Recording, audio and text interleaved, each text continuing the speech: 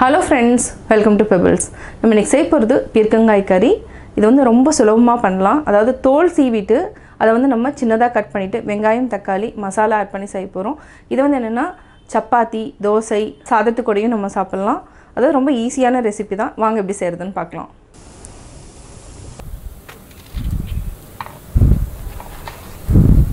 நம்ம பீர்க்கங்காய் கறி செய்ய போறோம். இதுக்கு பொடி பொடியாவும் கட் பண்ணிக்கலாம். பெருசா இருந்தாலும் ஓகே. இந்த மாதிரி பொடி பொடியா கட் பண்ணிக்கலாம்.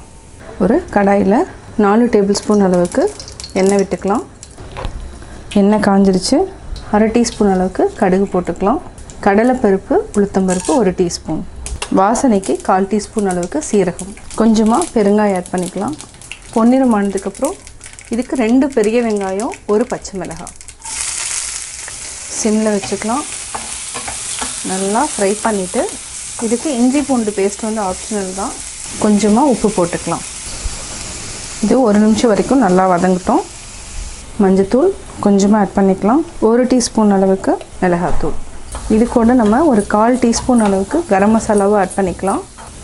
கரம் மசாலா 1/4 டீஸ்பூன். இது ஒரு 30 செகண்ட்ஸ் நல்லா ஃப்ரை பண்ணிவிட்டு கட் பண்ணி வச்சுருக்கிற தக்காளியும் ஆட் பண்ணிக்கலாம். வெங்காயம் நல்லா வதக்கிட்டோம். இப்போ நம்ம தக்காளி ஆட் பண்ணிக்கலாம். தக்காளி நான் 2 தக்காளி ஆட் பண்ணியிருக்கிறேன். பொடியாக நறுக்கியிருக்கேன். இதை 1 நிமிஷம் நல்லா வதக்கிட்டு பீர்க்கங்காயை ஆட் பண்ணிக்கலாம். 1 நிமிஷம் மூடி வச்சுக்கலாம். 2 நிமிஷம் ஆயிடுச்சு. தக்காளி நல்லா வதங்கி எண்ணெய் லைட்டாக பிரிய ஆரம்பிச்சிருக்கு. இந்த ஸ்டேஜில் நம்ம கட் பண்ணி வச்சுருக்கிற பீர்க்கங்காயை ஆட் பண்ணிக்கலாம். பீர்க்கங்காய் எப்போவுமே என்னென்னா நீர்க்காய், நீர் சத்துள்ள காய்ங்கிறதுனால நம்ம தண்ணி வந்து அதிகமாக ஆட் பண்ண வேண்டியதில்லை. இதுலேயே வந்து உப்பு ஆட் பண்ணியிருக்கிறதுனால கொஞ்சமாக தண்ணி விட ஆரம்பிக்கும். அதுக்கப்புறம் நம்ம தேவைன்னா தண்ணி ஆட் பண்ணிக்கலாம். இதுக்கு கொஞ்சமாக உப்பு ஆட் பண்ணிவிட்டு மூடி வச்சுக்கலாம். இது ஒரு 5 to 8 மினிட்ஸ் வரைக்கும் சிம்லேயே வச்சுட்டு இடையில பரட்டி விட்டுக்கலாம். நல்லா தண்ணி வந்து ரிலீஸ் பண்ண ஆரம்பித்ததுக்கப்புறம் நம்ம 8 மினிட்ஸ்க்கு அப்புறம் ஆஃப் பண்ணிக்கலாம். இப்போது 3 நிமிஷம் ஆயிருக்கு. பீர்க்கங்காய் வந்து நீர்க்காய்ங்கிறதுனால தண்ணி வந்து நிறையா ரிலீஸ் ஆகும். இதை வந்து நம்ம இன்னொரு 3 நிமிஷம் வரைக்கும் நல்லா வேக வச்சுட்டு ஆஃப் பண்ணிக்கலாம். இதை நல்லா மசிச்சு விட்டுக்கலாம்.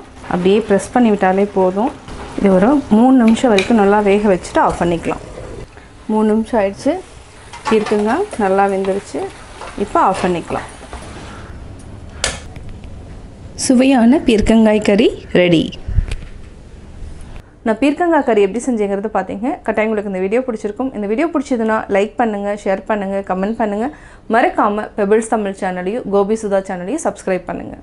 என்னோடய குக்கிங் வீடியோ முடிஞ்சதுக்கப்புறம் பார்த்தீங்கன்னா ஒரு திருக்குறள் வந்து நீங்கள் பார்க்கலாம். உங்கள் குழந்தைகளுக்கு நீங்கள் சொல்லித்தரலாம். தந்தை மகற்காற்றும் நன்றி அவையத்து முந்தியிருப்பச் செயல்.